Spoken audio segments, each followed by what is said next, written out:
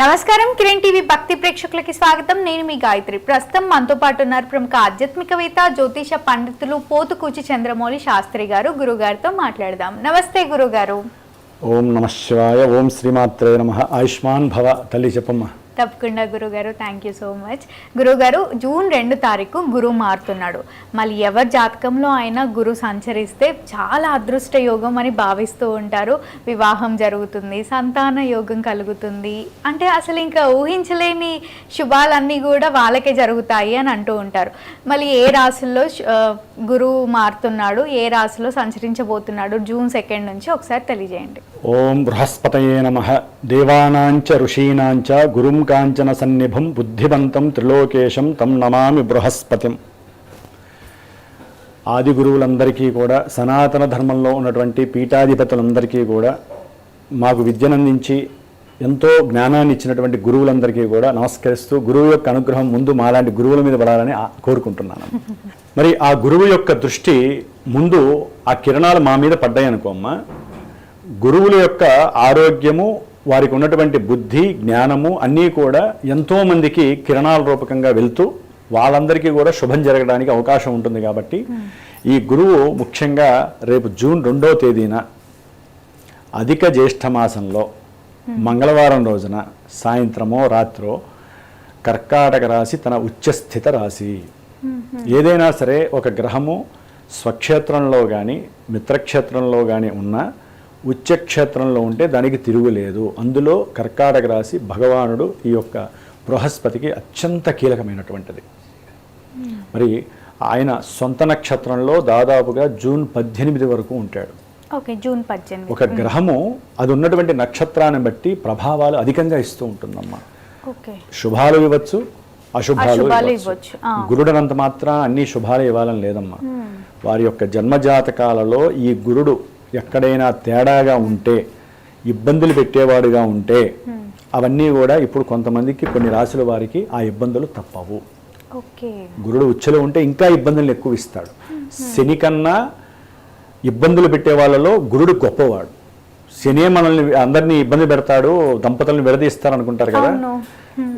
ఎవరి జన్మజాతకాలలో అయితే కనుక గురుడు సరిగ్గా లేకుండా పాపగ్రహ భావాలు అని ఉంటాయమ్మా. ఆ భావాలకి లింక్ అయి ఉంటే గురుడు విడదీసినటువంటి స్థితి కానీ, ఆ ఆరోగ్యాన్ని పాడు చేసే స్థితి కానీ, విద్యలో భంగం కలుగజేసే స్థితి కానీ ఏ గ్రహము ఇవ్వదు. అంత గొప్ప నేచర్ ఉన్నటువంటి వాడు గురుడు. పెద్ద గ్రహం కదా, అన్ని పెద్దగా ఇచ్చేస్తాడు.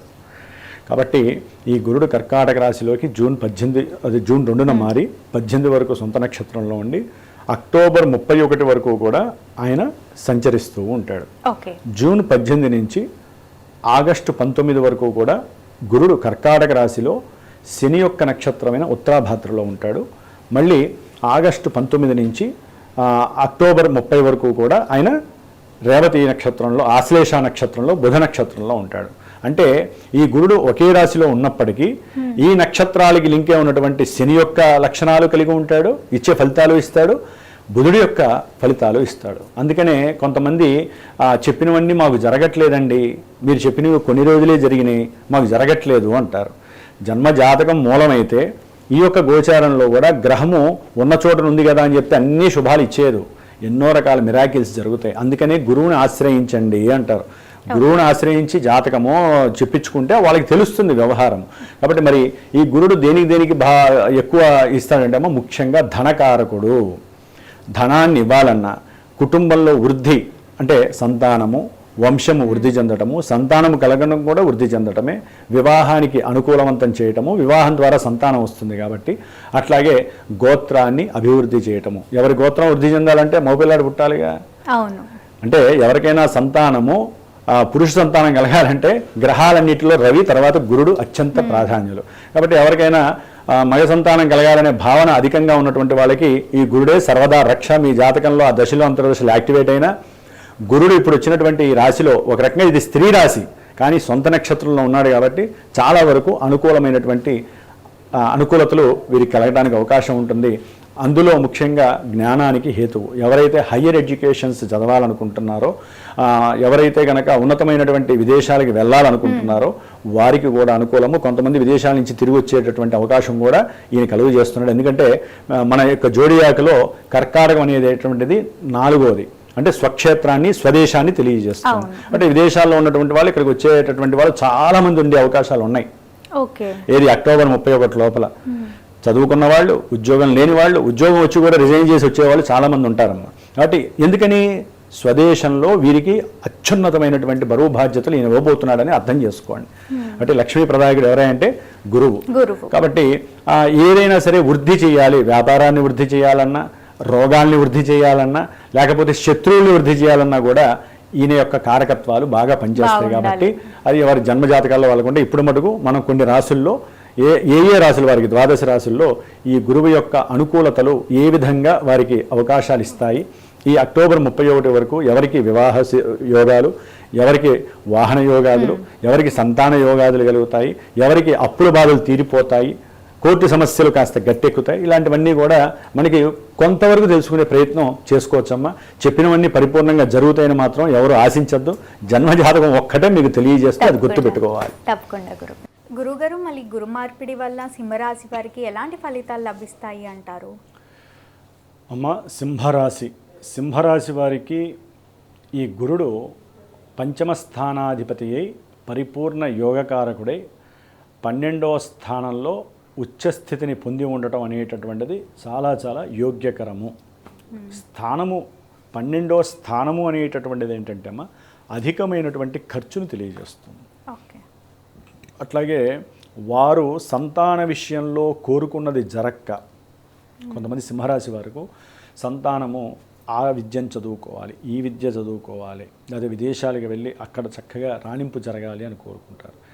ఆ విషయాల యందు డబ్బు ఖర్చు పెడతారు, కానీ అది అంత పరిపూర్ణంగా జరిగేటటువంటి పరిస్థితి ఉండకపోవచ్చు. ఎందుకంటే స్థానం అంత గొప్పది కాబట్టి. ఉచ్చస్థితి డబ్బు బాగా ఖర్చు పెడతారు, సంతానం మీద జరగకపోయినందుకు బాధపడేటటువంటి అవకాశం కూడా కలుగుతుంది. అదీగాక అమ్మ 12వ స్థానంలో ఉన్నటువంటి పంచమాధిపతి ఈ యొక్క గురుడు ఈ యొక్క సింహరాశికి అష్టమ స్థానాన్ని, అష్టమంలో ఉన్నటువంటి శనిని కూడా చూస్తున్నాడు.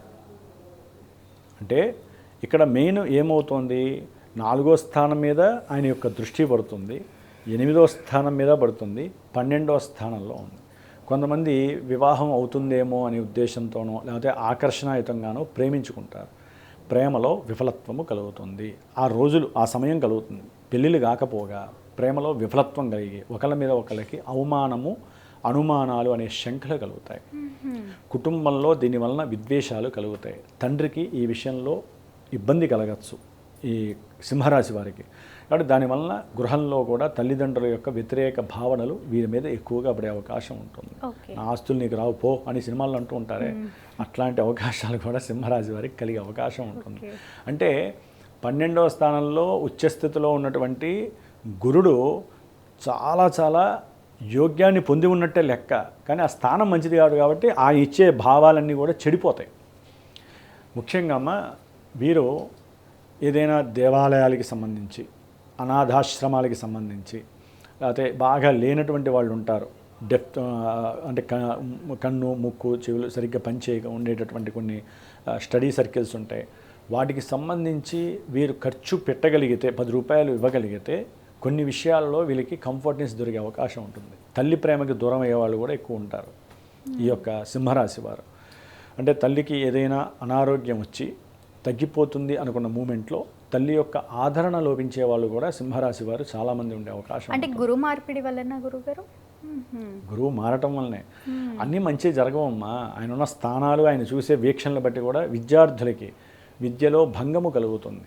ఏదో ఉన్నతమైన ఈ దేశంలోనే ఉండాలి లేకపోతే విదేశాలకు వెళ్ళాలి అని బాగా చదువుకునే వాళ్ళు కూడా ఒక్కసారి చదువులో వెనకబడే పరిస్థితులు కూడా కనిపిస్తాయి. వాళ్ళ యొక్క ఆలోచనలు, మేధస్సులన్నీ కూడా కొంచెం ఏం లేదు, ఎక్కువ తిరుగుడికి అలవాటు పడటం, ఊరినే ప్రయాణాలు చేయటము, ఆ ప్రయాణాల యందు కొన్ని ఆటంకాలు కలగటము, ప్రమాదాలు కలగటము, ఇలాంటివి కూడా జరుగుతాయి. ఎందుకని గురుడికి అష్టమాధిపత్యం వచ్చింది కాబట్టి.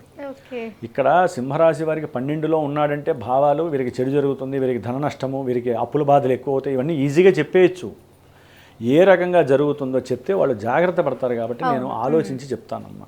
కాబట్టి సింహరాశి వారికి విద్య యందు వెనకబాటుతనం అనేటటువంటిది జరుగుతుంది. ఆకస్మికంగా తండ్రి యొక్క అనారోగ్యము, తల్లి యొక్క అనారోగ్య సూచనల వలన ఆర్థికంగా ధన నష్టము కలగటము, వీరు అనుకున్నటువంటి కొన్ని విషయాల యందు పరిపూర్ణత లోపించటము, సౌఖ్యాన్ని కోల్పోవటము జరుగుతుంది. వాహన ప్రమాదాలు సింహరాశి వారికి జరగటానికి అవకాశం. అష్టమ శనే కాకుండా ఇప్పుడు గురుడు కూడా 12లో ఉండేసరికి ఆ గురుడు 12లో ఉండి ఆ 8వ స్థానాన్ని, 8వ స్థానంలో ఉన్నటువంటి శనిని చూడటము, 4వ స్థానాన్ని చూడటం వలన వీరు కొంచెం జాగ్రత్తగా ఉండాలి. ప్రయాణాల యందు, తల్లిదండ్రుల యొక్క ఆరోగ్యం యందు, అట్లా ఏదైనా పెట్టుబడులు పెడితే అవి కూడా అవతల వాడికి లాభం కలిగి వీళ్ళు మునిగిపోయే పరిస్థితులు కూడా ఉంటాయి. సింహరాశి వారు జాగ్రత్తగా ఉండాలి. వీళ్ళు ఎంతసేపటికి ఏదైనా దేవాలయాల్లో బోర్లు వేస్తుంటే వాడికి 10 రూపాయలు ఖర్చు పెడితే పుణ్యం కలుగుతుంది, సంతానం లేని వాడికి సంతానం కలుగుతుంది. అట్లాగే ఏదైనా పెట్టుబడులు పెట్టారు, నష్టం వస్తుందేమో అని భయంతో ఆందోళనతో ఉండేవాళ్ళు ఉంటారు. వాళ్ళు ఏదైనా ఇలాంటి వాటికి ఏ దేవాలయ నిర్మాణం జరుగుతున్నా, లేకపోతే దేవాలయాల్లో ఏదైనా ఒక వస్తు సామాగ్రి దేవుళ్ళకి చేయిస్తూ ఉంటారు కదా, వాటికి ఏదైనా వీరు 10 రూపాయలు ఇవ్వటం ద్వారా కొంత అనుకూలమైనటువంటి పరిస్థితులు కనిపిస్తాయి. కొంతమందికి ప్రేమలో విఫలం అయ్యామని చెప్పి కొంతమంది ఆత్మహత్య ప్రమాదాలకి వైపు కూడా ఆలోచనలు వెళ్ళే పరిస్థితి ఉంటుంది. ఇవన్నీ కూడా ఇంటర్లింక్ ఉంటాయమ్మా. ఇంకా విడమర్చి చదివితే 1.5 గంట పడుతుంది మనకి.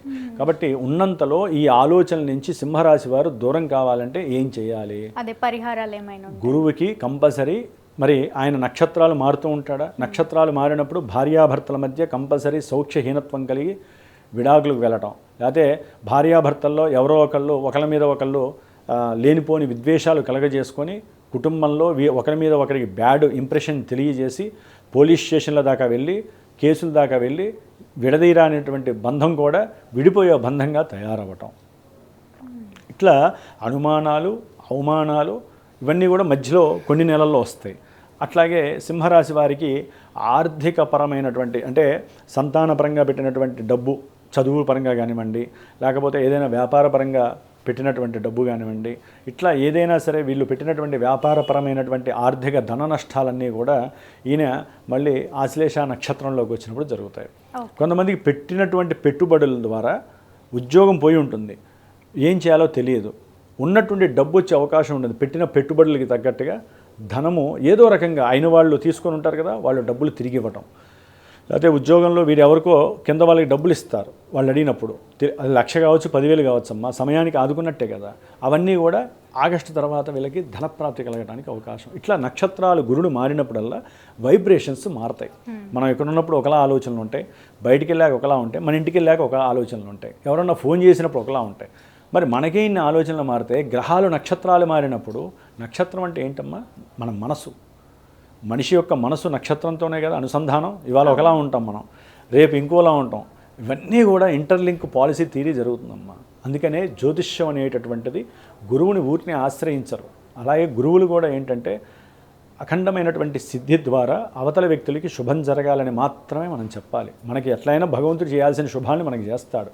కాబట్టి ఆర్థికపరమైన ఆలోచనలు లేకుండా, వ్యాపారపరమైనటువంటి ఆలోచనలు లేకుండా ఏ గురువు అయితే, ఎందుకంటే గురువు ఇప్పుడు 12లో ఉన్నాడు కాబట్టి చెప్పాల్సి వస్తుంది, ఏ గురువు అయితే అనాగరికంగా ఆలోచనలు పక్కన పెట్టి, సదాలోచనలు తన యొక్క ధర్మాన్ని పక్కన పెట్టి వ్యాపార రూపకంగా జ్యోతిష్యాన్ని కానీ, దేవాలయాదులు కానీ, ఏ రకమైనటువంటి ముఖ్యంగా కొన్ని పీఠాధిపతులు ఉంటారు, కొంతమంది పీఠాధిపతులు ఉంటారు మహానుభావులు, మొత్తం కమర్షియలైజింగ్ చేస్తే వారికి కొన్ని రోజులు బాగుంటుందేమోనమ్మా.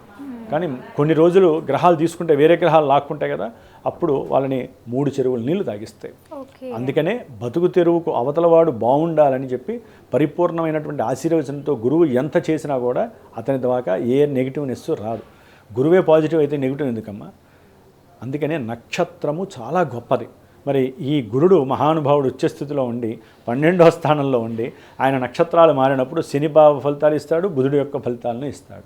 కాబట్టి వీళ్ళు ఎవరైనా సరేనమ్మా విడిపోయే పరిస్థితి భార్యాభర్తలు వచ్చినప్పుడు వారు కూర్చొని వారిలో వాళ్ళు మోటివేషన్ చేసుకోవాలి, వాళ్ళలో వాళ్ళు చర్చలు చేసుకోవాలి. అక్కడ అహంభావం కానీ, లేనిపోని యుగోనెస్ కానీ ఇవన్నీ కలిగినాయంటే, 3వ వ్యక్తి ఎవరైనా వచ్చారంటే మీ జీవితాలు స్మాష్తోనే లెక్క. ఎవరు కూడా బంధాన్ని కలపడానికి రారు. ఒక గ్రహము 3వ వ్యక్తి ద్వారా వచ్చి నాశనం చేయడానికే వస్తుంది. 3వ వ్యక్తి ఒకవేళ మంచితనంతో వచ్చినా వీళ్ళిద్దరిలో గ్రహాలు వేరే రకంగా ఉండి ఆ 3వ వ్యక్తిని దూషిస్తాయి. నువ్వు మమ్మల్ని విడదీయటానికి వచ్చినాయని చెప్పి ఆ మూడో వ్యక్తిలో ఉన్న మంచి తత్వాన్ని కూడా వీళ్ళిద్దరు పాడు చేసే గ్రహాలు వీళ్ళుంటే వాడి మీద, వాడు మంచిగా ఉంటే వీళ్ళ మీద చూసి ఎవరో ఒకరిని చెడు చేసేసి వీళ్ళిద్దరిని విడగొట్టే స్వభావం కలిగి ఉంటే గ్రహాలు. అందుకనే నమ్మ గ్రహాలు ఆడేటటువంటి లీలా విన్యాసాలలో మనం చేయగలిగింది ఒకటే. కాబట్టి ఇందాక చెప్పినటువంటి దోషాలన్నీ హరించాలంటే సింహరాశి వారు ఒకటి చేయాలి. గురుడికి జపం చేయించండి 16,000 సార్లు. బృహస్పతే అతియదర్యో అర్హా జుమద్విభాతి కృతమజ్జనేషు యద్దీదయచ్చవ సప్త ప్రజాతత తస్మాసు ద్రవిణం దేహి చిత్రం. ఈ మంత్రం 16,000 సార్లు బ్రాహ్మలు 8 మంది కూర్చోబెట్టి ఒకేసారి గురువారం పూట చేసి తర్పణాలు వదిలేసి చక్కగా గురువుకి రావి సమిధులతో హోమం చేసినట్లయితే, ఆవు నెయ్యి రావి సమిధులు ఇంకేం అక్కర్ల శనగలు చేసినట్లయితే వారికి వీటిల్లో జరిగేటటువంటి ఫలితాలు, నెగిటివ్ ఫలితాలు తగ్గించుకునే శక్తి ఆ గురుడు యొక్క వీక్షణలు తగ్గుతాయి. కాబట్టి ఈ విధంగా చేయండి. లేకపోతే దక్షిణామూర్తి వారి యొక్క స్తోత్రాన్ని చదువుకోండి, మాకు మంచి జరగాలని. ఎవరికి ఏది కావాలంటే ఆయన అది ఇస్తూ ఉంటాడు. అట్లాగే దత్తాత్రేయుడి గుళ్ళు ఉంటే కనుక దత్తాత్రేయుడి గురికి చక్కగా స్వామివారికి 16 ప్రదక్షిణాలు రోజు చేయండి. 4 నెలలు అంటే మనకి దాదాపు 16 వారాలు వస్తాయి. 16 గురువారాలు జూన్ 2 నుంచి కూడా మరి జూన్ 2న యమునా నది పుష్కరాలు. వీలుంటే చక్కగా దూర ప్రయాణాన్ని కూడా సూచిస్తుంది యాక్చువల్లీ 12వ స్థానం అంటే. అట్లాగే నదీ తీరము యమునా నది హరిద్వార్ కానీ త్రివేణి సంగమానికి వెళ్ళి చక్కగా మునిగి ఆ తల్లి యొక్క అనుగ్రహం. నదీ పుష్కరాలమ్మ జూన్ 2 నుంచి 12 వరకు 13 వరకు కూడా. కాబట్టి ఆ విధంగా నదీ పుష్కరాలకు వెళ్ళి తీర్థ ప్రసాదాలు స్వీకరించుకొని, అంటే తీర్థం అంటే ఏంటి, మనం తీసుకునే గుళ్ళో తీర్థం కాదు, ఆ నదీ సంగమ తీర్థంలో మునిగి రావడమే ప్రసాదంగా భావించినట్లు లెక్క చేయడం ద్వారా గురుదోషము పోతుంది. ఇప్పుడు గురుదోషం నడుస్తున్నట్టు ఉచ్చ స్థితిలో ఉండి మంచి చేస్తాడండి, మీరు ఆయనకి శాంతి చేసుకుంటే చేస్తాడు. కాబట్టి ఈ విధంగా చేయండి, మీకు సత్ఫలితాలు కంపల్సరీ ఆ గురుడు మీకు ప్రసాదిస్తాడు. తప్పకుండా గురుగారు, ధన్యవాదాలు. శుభమస్తు.